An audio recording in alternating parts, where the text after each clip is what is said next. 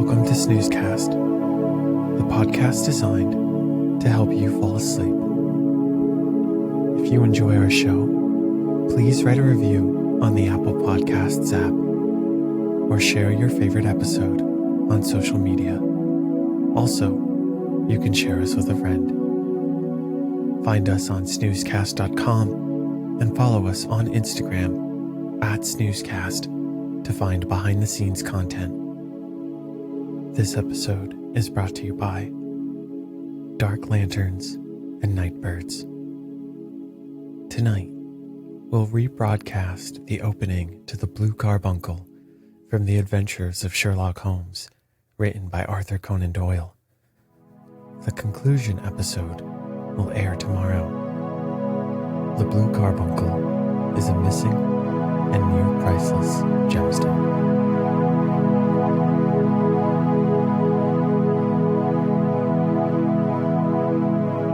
Let's get cozy. Close your eyes.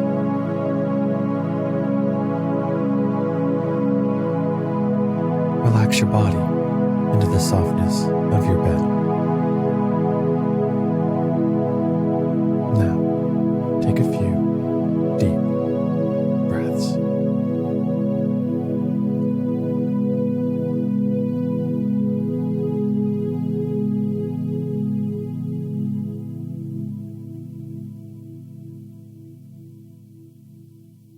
The Adventure of the Blue Carbuncle.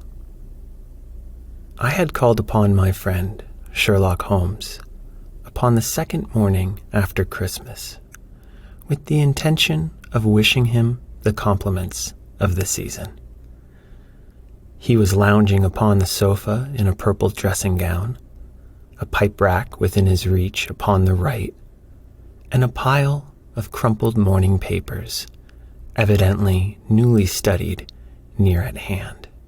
Beside the couch was a wooden chair, and on the angle of the back hung a very seedy and disreputable hard felt hat, much the worse for wear, and cracked in several places. A lens and forceps lying upon the seat of the chair suggested that the hat had been suspended in this manner for the purpose of examination. "You are engaged," said I. "Perhaps I interrupt you." "Not at all. I am glad to have a friend with whom I can discuss my results. The matter is a perfectly trivial one." He jerked his thumb in the direction of the old hat. "But there are points in connection with it which are not entirely devoid of interest, and even of instruction." I seated myself in his armchair and warmed my hands before his crackling fire, for a sharp frost had set in, and the windows were thick with the ice crystals. "I suppose," I remarked, "that, homely as it looks, this thing has some deadly story linked onto it. That it is the clue which will guide you in the solution of some mystery and the punishment of some crime?" No crime," said Sherlock Holmes, laughing. "Only one of those whimsical little incidents which will happen when you have 4 million human beings all jostling each other within the space of a few square miles. Amid the action and reaction of so dense a swarm of humanity, every possible combination of events may be expected to take place, and many a little problem will be presented which may be striking and bizarre without being criminal. We have already had experiences of such. So much so," I remarked, "that of the last 6 cases which I have added to my notes, 3 have been entirely free of any legal crime." "Precisely. You allude to my attempt to recover the Irene Adler papers, to the singular case of Miss Mary Sutherland, And to the adventure of the man with the twisted lip, well, I have no doubt that this small matter will fall into the same innocent category. You know Peterson, the commissionaire? Yes. It is to him that this trophy belongs. It is his hat. No. He found it. Its owner is unknown. I beg that you will look upon it not as a battered billycock, but as an intellectual problem.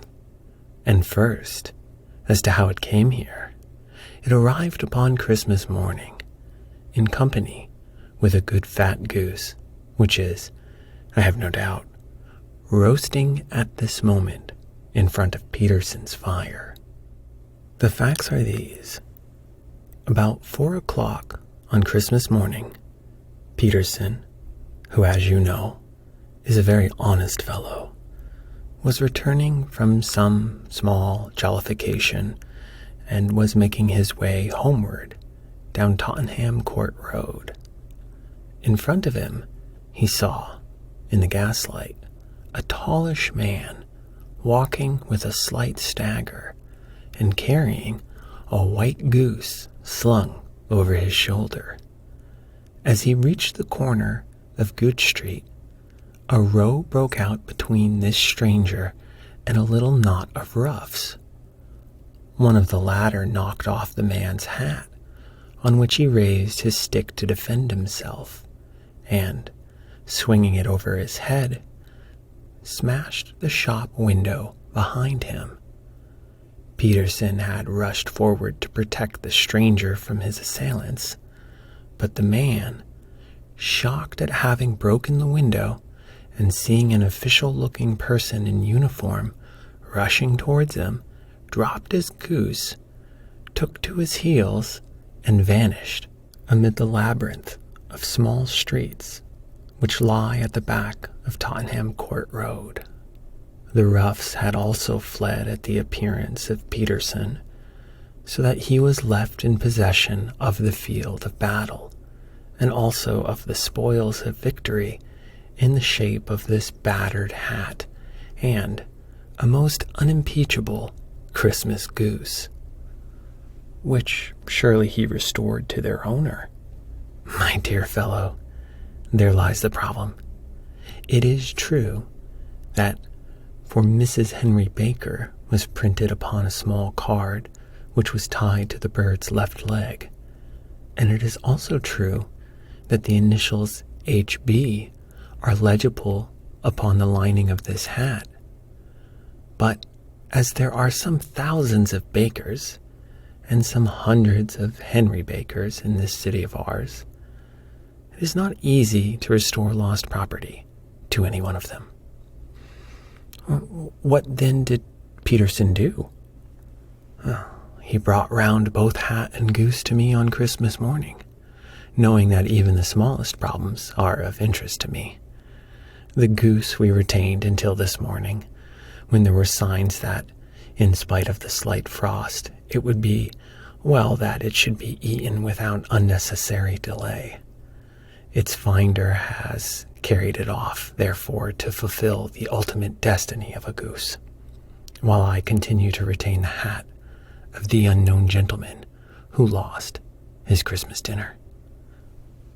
Did he not advertise? No? Then what clue could you have as to his identity? Only as much as we can deduce from his hat. Precisely. But are you joking? What can you gather from this old battered felt? Here is my lens. You know my methods. What can you gather yourself as to the individuality of the man who has worn this article? I took the tattered object in my hands and turned it over rather ruefully. It was a very ordinary black hat of the usual round shape, hard and much the worse for wear. The lining had been of red silk, but was a good deal discolored. There was no maker's name, but, as Holmes had remarked, the initials HB were scrawled upon one side. It was pierced in the brim for a hat securer, but the elastic was missing. For the rest, it was cracked, exceedingly dusty, and spotted in several places, although there seemed to have been some attempt to hide the discolored patches by smearing them with ink. "I can see nothing," said I, handing it back to my friend. "On the contrary, Watson, you can see everything. You fail, however, to reason from what you see. You are too timid in drawing your inferences. Then pray tell me, what is it that you can infer from this hat?" He picked it up and gazed at it in the peculiar, introspective fashion which was characteristic of him.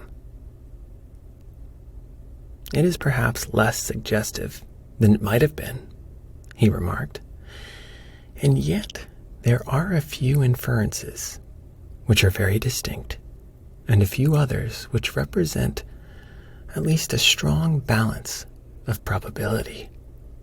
That the man was highly intellectual is of course obvious upon the face of it, and also that he was fairly well-to-do within the last 3 years, although he has now fallen upon evil days.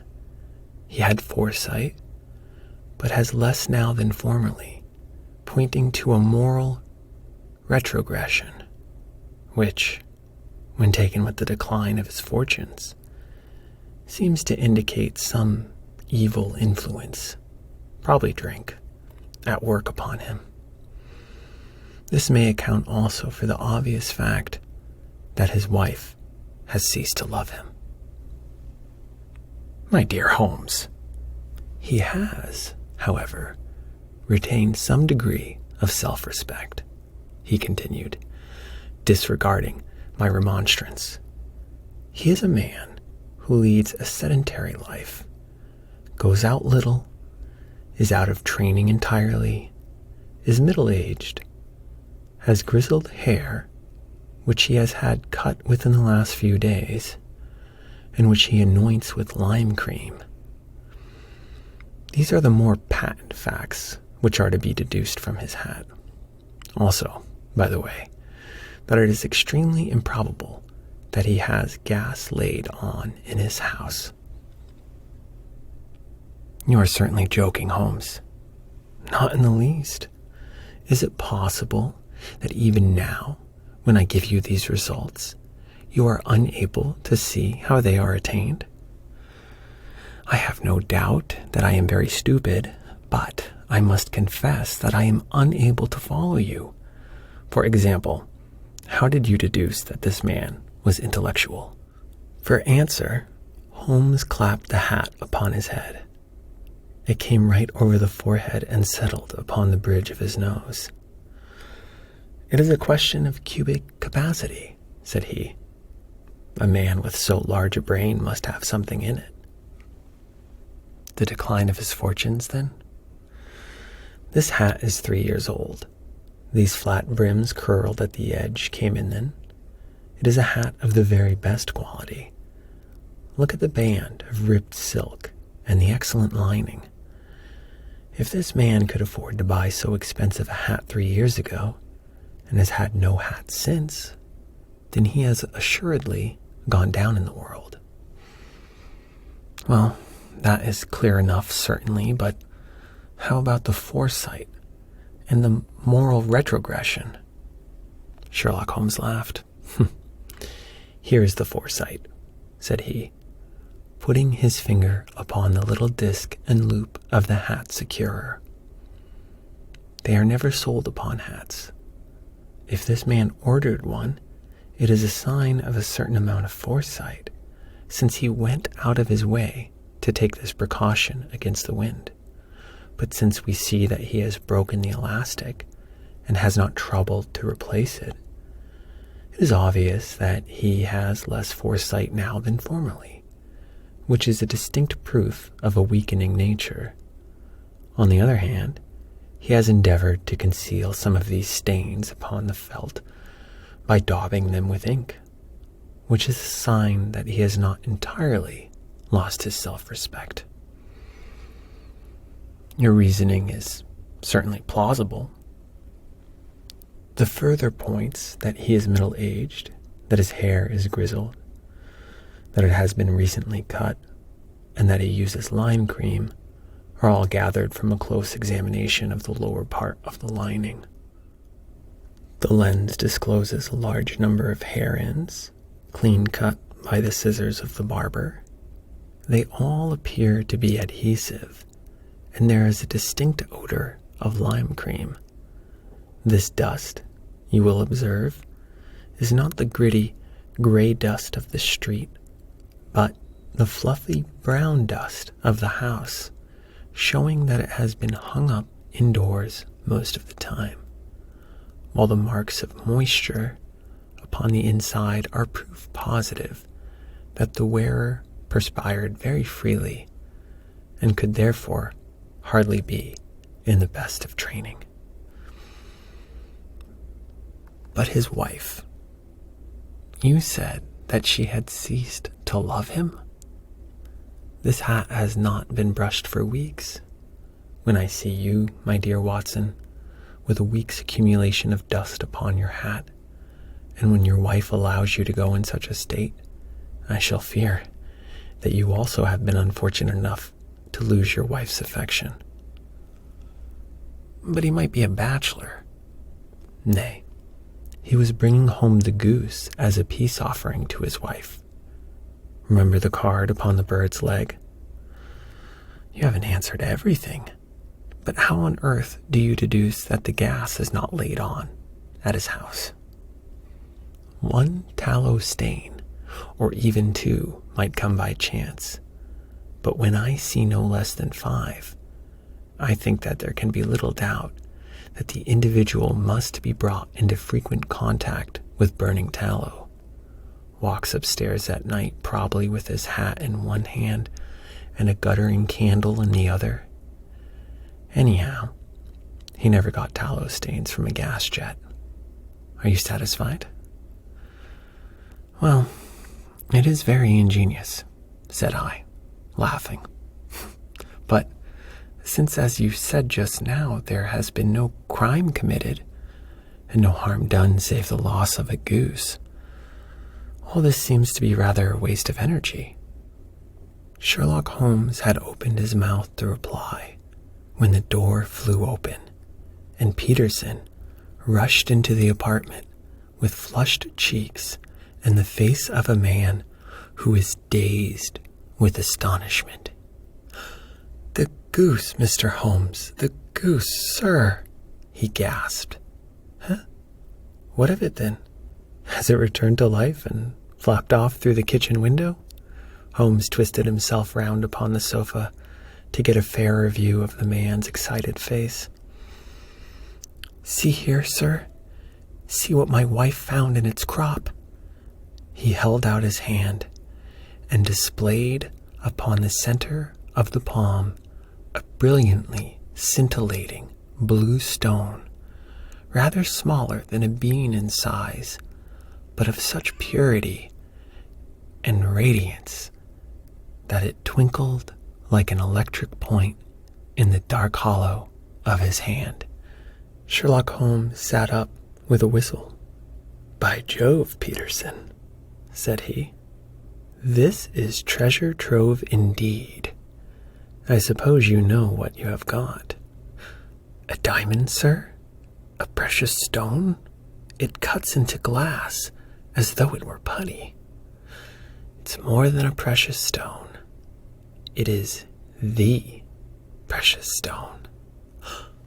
"Not the Countess of Morcar's Blue Carbuncle," I said. "Precisely so. I ought to know its size and shape, seeing that I have read the advertisement about it in the Times every day lately." It is absolutely unique, and its value can only be conjectured.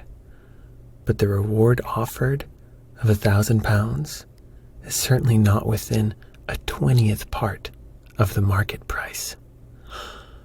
£1,000, great Lord of mercy! Peterson plumped down into a chair and stared from one to the other of us. That is the reward, and I have reason to know that there are sentimental considerations in the background which would induce the Countess to part with half her fortune if she could but recover the gem. It was lost, if I remember all right, at the Hotel Cosmopolitan, I remarked. Precisely so. On December 22nd, just 5 days ago, John Horner, a plumber, was accused of having abstracted it from the lady's jewel case. The evidence against him was so strong that the case has been referred to the assizes. I have some account of the matter here, I believe. He rummaged amid his newspapers, glancing over the dates, until at last he smoothed one out, doubled it over, and read the following paragraph. Hotel Cosmopolitan jewel robbery. John Horner, 26, plumber, was brought up upon the charge of having upon the 22nd abstracted from the jewel case of the Countess of Morcar the valuable gem known as the Blue Carbuncle. James Ryder, upper attendant at the hotel, gave his evidence to the effect that he had shown Horner up to the dressing room of the Countess of Morcar upon the day of the robbery, in order that he might solder the second bar of the grate, which was loose. He had remained with Horner some little time, but had finally been called away. On returning, he found that Horner had disappeared, that the bureau had been forced open, and that the small morocco casket in which, as it afterwards transpired, the Countess was accustomed to keep her jewel, was lying empty upon the dressing table. Ryder instantly gave the alarm, and Horner was arrested the same evening, but the stone could not be found either upon his person or in his rooms. Catherine Cusack, maid to the Countess, deposed to having heard Ryder's cry of dismay on discovering the robbery, and to having rushed into the room where she found matters as described by the last witness. Inspector Bradstreet, B Division, gave evidence as to the arrest of Horner, who struggled frantically and protested his innocence in the strongest terms. Evidence of a previous conviction for robbery having been given against the prisoner, the magistrate refused to deal summarily with the offense, but referred to it, the assizes. Horner, who had shown signs of intense emotion during the proceedings, fainted away at the conclusion and was carried out of court. So much for the police court, said Holmes thoughtfully, tossing aside the paper. The question for us now to solve is the sequence of events leading from a rifled jewel case at one end to the crop of a goose in Tottenham Court Road at the other. You see, Watson, our little deductions have suddenly assumed a much more important and less innocent aspect. Here is the stone. The stone came from the goose, and the goose came from Mr. Henry Baker, the gentleman with the bad hat, and all the other characteristics with which I have bored you.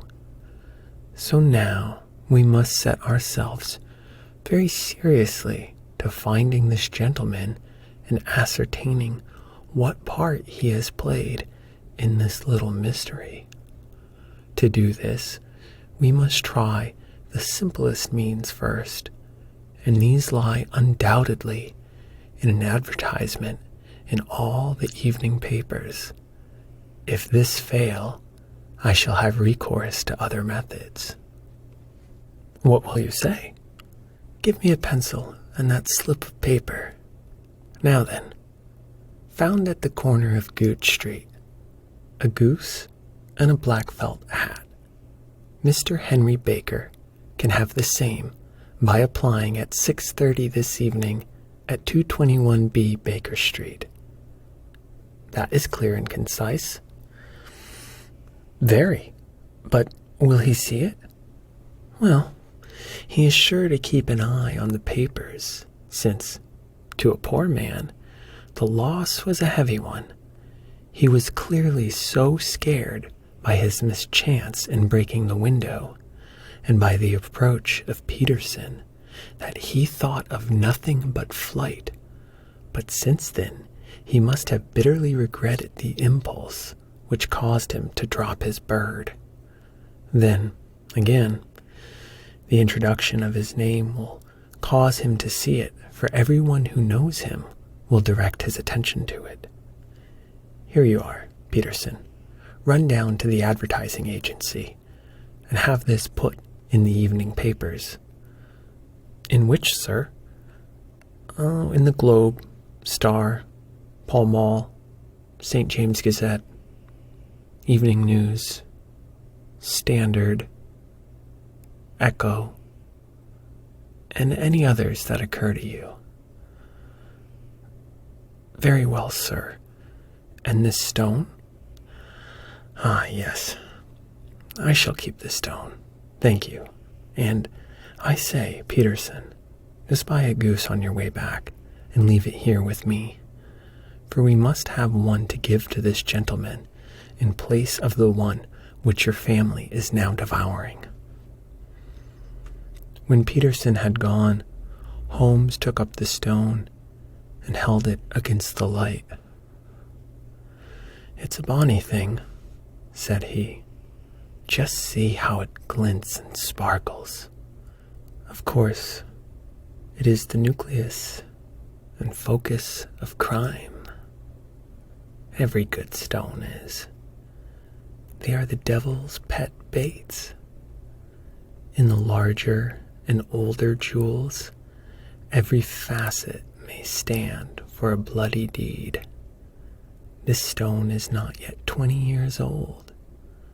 It was found in the banks of the Amoy River in southern China, and is remarkable in having every characteristic of the carbuncle, save that it is blue in shade instead of ruby red.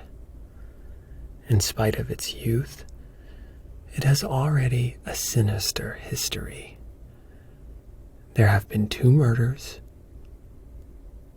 a vitriol throwing, and several robberies brought about for the sake of this 40-grain weight of crystallized charcoal. Who would think that so pretty a toy would be a purveyor to the gallows and the prison? I'll lock it up in my strong box now and drop a line to the Countess to say that we have it. Do you think that this man, Horner, is innocent? I cannot tell. Well, then, do you imagine that this other one, Henry Baker, had anything to do with the matter? It is, I think, much more likely that Henry Baker is an absolutely innocent man who had no idea that the bird which he was carrying was of considerably more value than if it were made of solid gold. That, however, I shall determine by a very simple test, if we have an answer to our advertisement. And you can do nothing until then? Nothing. In that case, I shall continue my professional round, but I shall come back in the evening at the hour you have mentioned for I should like to see the solution of so tangled a business. Very glad to see you. I dine at 7. There's a woodcock, I believe. By the way, in view of recent occurrences, perhaps I ought to ask Mrs. Hudson to examine its crop. I had been delayed at a case, and it was a little after 6:30 when I found myself in Baker Street once more. As I approached the house, I saw a tall man in a Scotch bonnet with a coat which was buttoned up to his chin, waiting outside in the bright semicircle which was thrown from the fanlight. Just as I arrived, the door was open, and we were shown up together to Holmes's room. "Mr. Henry Baker, I believe," said he, rising from his armchair and greeting his visitor with the easy air of geniality which he could so readily assume. "Pray take this chair by the fire, Mr. Baker. It is a cold night, and I observe that your circulation is more adapted for summer than for winter. Ah, Watson, you have just come at the right time. Is that your hat, Mr. Baker?" "Yes, sir, that is undoubtedly my hat." He was a large man, with rounded shoulders, a massive head, and a broad, intelligent face, sloping down to a pointed beard of grizzled brown, a touch of red in nose and cheeks, with a slight tremor of his extended hand, recalled Holmes's surmise as to his habits. His rusty black frock coat was buttoned right up in front, with the collar turned up, and his lank wrists protruded from his sleeves without a sign of cuff or shirt. He spoke in a slow, staccato fashion, choosing his words with care, and gave the impression generally of a man of learning and letters who had ill usage at the hands of fortune.